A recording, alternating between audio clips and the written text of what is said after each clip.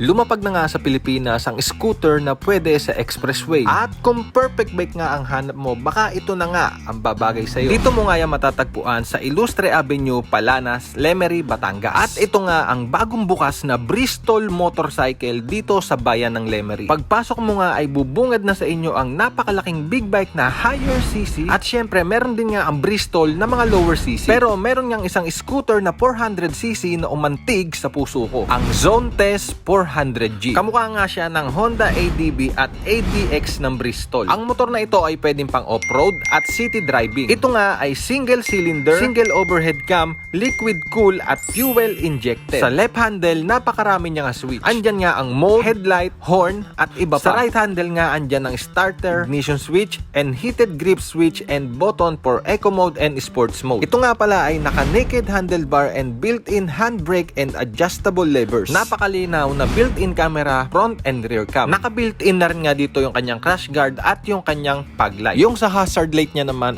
parang walang pinag-iba sa Honda ADB. Ang size naman ng gulong nito sa unahan ay 110/70 by 17 at naka-inverted front suspension na ito. Sa likod naman ay 150/70 by 14. At ito pa nga ang nakadagdag angas sa scooter na to dahil naka-rimset siya. At naka-adjustable rear suspension, dual shock na rin siya. Hindi naman nga magpapahuli ang napaka-aggressive na taillight nito. Sobrang napakaangas siguro nito lalo na sa gabi. Ang fuel tank capacity nga nito is 17.5 liters at ang seat height niya naman ay 775 mm. Meron lang naman itong bigat na 203 kilo. May taas nga ako na 6 flat kaya kung makikita nyo, lapat pa rin ang paa ko. Kaya sa mga 5 feet dyan, medyo titingkayad lang kayo ng kaunti dito. Ito na nga yung pinakamalupit dito sa mapapanood nyo. Meron nga siyang napakalaking panel na TFT na merong 5 different interface. Sa sobrang ganda at sobrang laki ng panel niya, halos lahat ng indicator naandyan na. Guys, ang transmission nga nito ay CVT pa rin dahil nga scooter pa rin siya. Syempre, meron pa rin nga itong mga bola at belt. Sa presyo naman nga ng Zone Test 400G ng Bristol motorcycle ay mabibili mo nga sa halagang 368,800